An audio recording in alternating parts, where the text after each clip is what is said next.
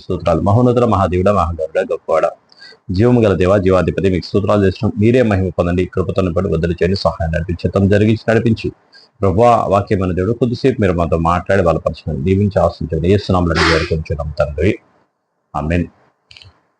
మంచిది. దేవుని ఘనమైన పరిశుద్ధ నామముకే మహిమ కలుగును గాక. దేవుని యొక్క మహాకృపను బట్టి గతకాలం అంతా కూడా దేవుడు కాచి కాపాడి ఆయన రెక్కల కింద మరొక రోజు ఆయన సోదరు గడపడానికి ఆయన సమయం ఇచ్చాడు. అందరు బట్టి వాక్యం వింటున్న చూస్తున్న మీ అందరికీ కూడా ప్రభువైన యేసుక్రీస్తు నామములో వందనములు శుభములు తెలియజేస్తున్నాను.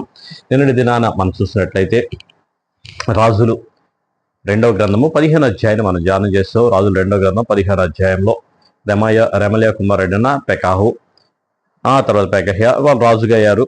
ఆ సంఘటన చూసాం. అదే సమయంలో ఆ పెకాహు రాజుగా ఉన్న ఆ సమయంలో యూదా దేశంలో యోతాము కుమారుడైన అహాజు ఏలనారంభించాడు. యోతాము కుమారుడైన అహాజు ఏలనారంభి, ఇది పేరు అహాజు. ఈయన యూదుల రాజు. ఈయనకి యూదా దేశానికి యూదుల రాజుగా ఈయనున్నాడు. ఈ అహాజు దేవుని దృష్టికి దావీదు వలె మంచివాడు కాదు, దావీదులాగా దేవుని అనుసరించిన వాడు కాదు, దావీదులాగా దేవుని హృదయాన్ని తాకినవాడు కాదు ఈ అహాజు. ఈయన ఇశ్రాయేలు రాజులు చేసినట్లుగానే, అంటే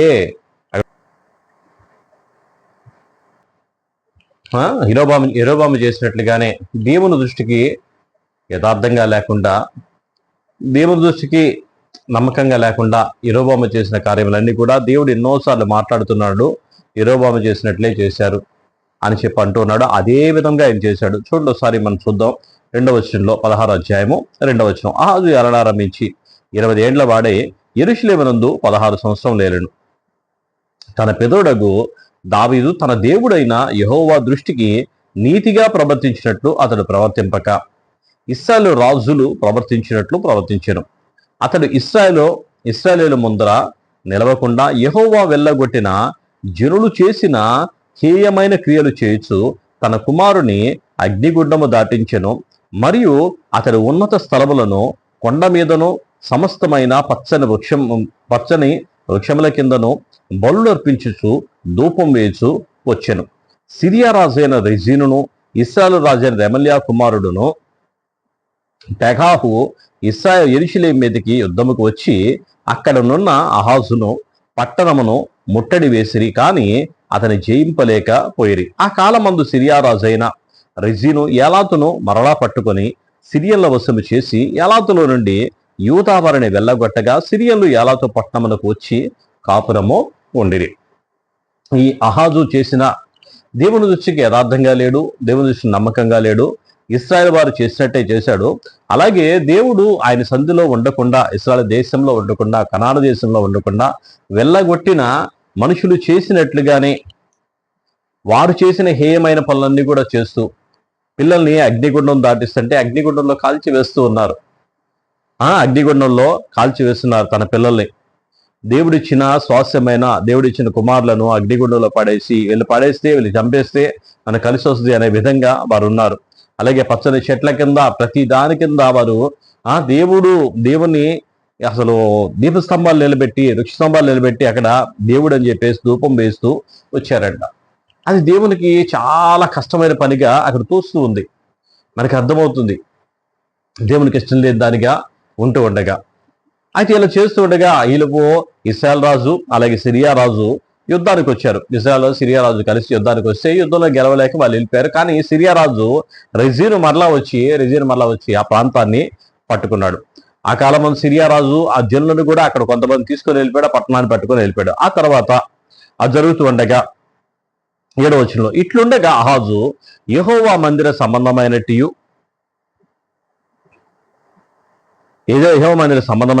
రాజనగరు సంబంధమైనట్టు సామాగ్రులలో కనబడిన వెండి బంగారంను తీసుకొని అష్షూరు రాజు కానుగ్గా పంపి, నేను నీ దాసుడను, నీ కుమారుడనై ఉన్నాను గనుక నీవు వచ్చి నా మీదకి లేచిన సిరియా రాజు చేతిలో నుండి ఇశ్రాయేలు రాజు చేతిలో నుండి నన్ను రక్షింపవలనని అష్షూరు రాజు అయిన తిగ్లత్పిలెసరుకు అతడు దూతలను పంపగా అష్షూరు రాజు అతని మాట అంగీకరించి దమస్కు పట్టణం మీదకి వచ్చి దాన్ని పట్టుకొని రెజీను హతము చేసి తన ఆ జనులను కీరు పట్టణమునకు చెర తీసుకొని పోయాను.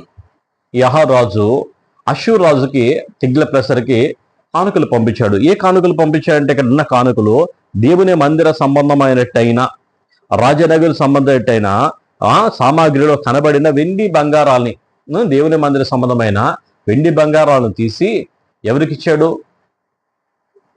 అష్షూరు రాజుకి కానుకగా ఇచ్చాడు. అది కానుక సంబంధమైనవి ఎవరి? అవి యెహోవా ప్రతిష్ఠితమైనవి. యెహోవా దేవుని యొక్క ప్రతిష్ఠితమైన ఆ వస్తువులను తీసుకొని ఎవరికి? అష్షూరు రాజుకి కానుకగా ఇచ్చాడు. అష్షూరు రాజు కానుకగా ఇస్తే అష్షూరు రాజు వచ్చాడు. అష్షూరు రాజు వచ్చి వాళ్ళని వెళ్ళగొట్టి వాళ్ళని చెర తీసుకొని రాజైన రెజీన్ని, సిరియా రాజైన రెజీన్ని చంపేసి మొత్తం మీద వాళ్ళు తీసుకొని వెళ్ళిపోయాడు. అక్కడ వాళ్ళకి విజయం ఇచ్చాడు. విజయం ఇచ్చిన తర్వాత 9వ వచనంలో అష్షూరు రాజు ఆ మాట అంగీకరించి దమస్కు పట్టణం మీదకి వచ్చి దాన్ని పట్టుకొని రెజీను హతం చేసి ఆ జనులను కీరు పట్టణమునకు చెర తీసుకుని పోయిను. ఆ రాజైన అహాజు అష్షూరు రాజైన తిగ్లత్పిలెసరును కలుసుకొనుటకై దమస్కు పట్టణమునకు వచ్చి దమస్కు పట్టణమందు ఒక బలిపీఠమును చూచి దాని పోలికనే మత్సును దాని పని విధమంతయు యాజకుడైన ఊరియాకు పంపాడు. హల్లెలూయా. దేవుని యొక్క మందిర సంబంధం ఆ రోజు మోషేకు చూపించిన దాన్ని ఆ యొక్క విధానాన్నే, అదే పద్ధతిని, అదే విధానాన్ని సొలొమోను కూడా దేవాలయం కట్టాడు. సొలొమోను కట్టించిన దేవుని మందిర సంబంధమైన ఆ మందిరంలో ఉన్న దేవుని యొక్క బలిపీఠము, అలాగే దేవుని యొక్క మందసము, బలిపీఠము, గంగాలము, ఆ తర్వాత ఇన్న పరిస్థితి అంతా కూడా ఇతర సముద్రం అదంతా కూడా దేవుడు చూపించిన దాన్ని బట్టి ఇది కట్టాడు. ఇప్పుడు ఈ అహాజు రాజు సిరియాకి వెళ్ళాడు. అహాజు రాజు అష్షూరు దేశానికి వెళ్ళినప్పుడు అష్షూరులో ఉన్న దమస్కు పట్టణంలో ఒక బలిపీఠాన్ని చూశాడంట. చూసి అక్కడ వారు ఎలాగైతే ఆరాధిస్తున్నారో, అక్కడ వాళ్ళు ఎలాగైతే చేస్తున్నారో అదే విధానాన్ని, అదే పద్ధతిని, అదే మత్సుకు ఎలాగైతే ఉందో ఆ విధానం అంతా రాసి ఆ యొక్క యాజకుడు ఊరియాకి అదంతా పంపించాడంట. ఇదిగో ఇలా కట్టు అని చెప్పేసి ఇలా చేయగానే ఇప్పుడు యుద్ధానికి దమస్కుకి వెళ్ళిన అహాజు రాజు అక్కడి నుండి వచ్చేలోపు ఊరియా మొత్తం కూడా సిద్ధం చేసి ఆ బలిపీఠం అంతా కూడా ఏ విధంగా ఉందో ఎక్కడ కట్టాడంటే దేవుని మందిరంలోనే, యెరూషలేము దేవాలయంలో ఇదంతా కట్టి ఆ కట్టిన తర్వాత చూడండి, తర్వాత 13వ వచనంలో దహన బలిని నైవేద్యమును అర్పించు పానార్పణములు 12వ వచనంలో అంతటా రాజు దమస్కు నుండి వచ్చి బలిపీఠమును చూచి ఆ బలిపీఠం వద్దకు వచ్చి దాన్ని ఎక్కి దహన బలి నైవేద్యములు అర్పించి పానార్పణం చేసి దాన్ని అర్పించిన సమాధాన బలి పశువుల రక్తమును దాని మీద ప్రోక్షించను. మరియు యెహోవా సన్నిధినున్న ఇత్తడి బలిపీఠమును మందిరము ముంగిట స్థలములో నుండి, అనగా తాను కట్టించిన బలిపీఠమునకు యెహోవా మందిరమునకు మధ్య నుండి తీయించి తాను కట్టించిన దాన్ని ఉత్తర పార్శ్వమున దాన్ని ఉంచారు. దేవుని యొక్క సన్నిధిలో ఉండే ఆ బలిపీఠాన్ని తీసి ఆ పక్కన పెట్టేసి ఈయన కట్టించిన బలిపీఠాన్ని తీసుకొచ్చి అక్కడ కట్టాడు. అక్కడ పెట్టి జనులందరికి కూడా ఆజ్ఞాపిస్తున్నాడు. తర్వాత చూడండి 15వ వచనంలో అప్పుడు రాజైన అహాజు యాజకుడైన ఊరియాకు ఆజ్ఞాపించినది ఏమనగా, ఈ పెద్ద బలిపీఠం మీద ఉదయం అర్పించు దహన బలులను, సాయంత్రం అర్పించు దహన బలులను, రాజు చేయు దహన బలి నైవేద్యములను, దేశపు జనులందరూ అర్పించు దహన బలి నైవేద్యములను, పానార్పణలను దహించి ఏ దహన బలి జరిగిననో వాటి పశువుల రక్తమును దాని మీదనే ప్రోక్షింపవలను. అయితే ఈ ఇత్తడి బలిపీఠము దేవుని యొద్ద నేను విచారణ చేయుటకు ఉంచవలను. కాగా యాజకుడైన ఊరియా రాజైన అహాజు ఆజ్ఞ చొప్పున అంతయు చేశాను. హల్లెలూయా. ఇక దేవునితో సంబంధం లేదు. లోకంలో చూస్తే ఆ పద్ధతి, లోకంలో చూస్తే ఆ విధానాలు, లోకంలో చూస్తే ఆ యొక్క జ్ఞానాన్ని తీసుకొచ్చి దేవుని మందిరంలో అక్కడ పెట్టి దేవుని యొక్క బలిపీఠాన్ని పక్కన పెట్టి ఆయన అనుసరించే బలిపీఠాన్ని ఇక్కడే బలి అర్పించాలి, ఇక్కడే బలిపశు మాంసం కూడా అర్పించాలని చెప్పి దాని యొక్క దహనబలి అంతా కూడా ఆ బలిపీఠం మీద అదంతా చేయాలి. ఎవరైనా సరే ఆ బలిపీఠం మీద చేయడానికి వీలేదు, ఈ బలిపీఠం మీద చేయాలని చెప్పేసి దమస్కులో దాన్ని చూసిన, అష్షూరు రాజుల దగ్గర దాన్ని చూసిన ఆ బలిపీఠం చొప్పున చేయించాడంట.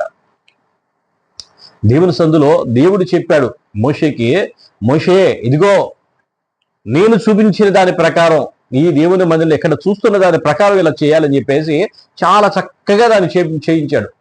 ఏ విధంగా అలా ఉండాలో దాన్ని అంతా కూడా చేయించాడు. ఈయన ఇప్పుడు వచ్చి లోకంలో ఉన్న విధాన ప్రకారం, లోకంలో ఉన్న పద్ధతుల ప్రకారం, లోకంలో ఆలోచన ప్రకారం ఆయన చూసిన దమస్కులో చూసిన బలిపీఠం ఇక్కడే చేయాలని చెప్పి జనులందరికీ కూడా ఆజ్ఞాపించాడు. ఆ బలిపీఠం ఏం చేయమంటావా, ఆ పక్క నుంచు, నేను వచ్చి దేవుని దగ్గర విచారణ చేయడానికి అక్కడ దాన్ని ఉంచు అని అంటున్నాడు.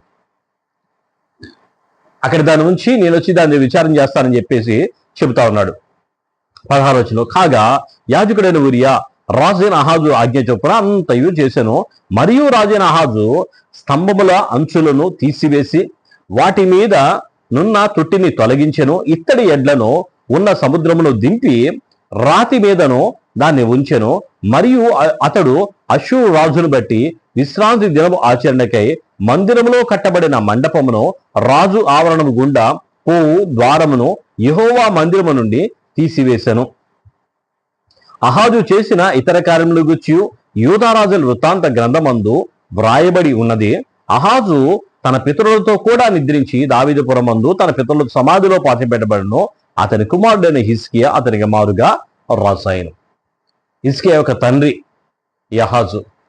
ఇక దాని తర్వాత యూదారాజుల గ్రంథంలో చూస్తే ఇక చేసిన దాన్ని బట్టి దేవుడు ఆ సన్నిధిలో ఉండడు. ఇక అక్కడ దేవుని సన్నిధి ఉండదు, దేవుని యొక్క ఆత్మ ఉండదు, దేవుని యొక్క కార్యక్రమానికి అసలు దేవునితో సంబంధం లేకుండా తన ఇష్ట ప్రకారంగా చేస్తూ ఉండగా దేవుడు అక్కడ ఉండడు. దేవుడు అక్కడ లేకపోతే సమాధానం ఉంటుందా, శాంతి ఉంటుందా, నెమ్మది ఉంటుందా? ఏమీ ఉండదు. వారి యొక్క సొంత జ్ఞానంతో ఆనందిస్తే ఆనందించాల్సింది తప్ప దేవుడిచ్చే సమాధానం కానీ శాంతి కానీ ఏమి కూడా అక్కడ ఉండని పరిస్థితి అక్కడ ఉంటూ ఉండగా ఆ యొక్క పరిస్థితిని బట్టి దేవుని యొక్క సన్నిధి కానీ ఏమీ లేకుండా ఉన్నాడు. అతను చేసిన అందుకే చెప్తున్నాడు మందులో అక్కడ చెప్తున్నాడు కూడా, ఇశ్రాయేలు ముందర నిలవలేకుండా వెళ్ళగొట్టిన వారు చేసిన పనులన్నీ హేయమైన అన్ని కూడా అహాజు చేస్తూ అశ్షూరు రాజును ఆరాధించి ఆరాధన అంతా కూడా ఇక్కడ తీసుకొని దేవుని మందిలో పెట్టి, ఇంకా హెజ్కేలు గ్రంథంలో చాలా చాలా మాటలు ఉంటాయి, చాలా చాలా విధానాలు. దేవుడు ఏదైతే వద్దన్నాడో అదంతా చేస్తూ, ఏదైతే చేయమన్నాడో అదంతా చేయకుండా దేవునికి విరోధంగా చేసిన పాపం అంతా కూడా వారికి అక్కడ ఉంటూనే ఉంది. దేవుని సన్నిధి అక్కడ లేకుండా ఉంటుండగా అతను కూడా చనిపోయాడు. దాని తర్వాత హిజ్కియా రాజుగా అయ్యాడు. దేవుడి మాటలు దీవించి ఆశ్రయించను గాక. దేవుని కృప మనకి తోడే ఉండి నడిపించను గాక. ప్రార్థన చేసుకుందాం.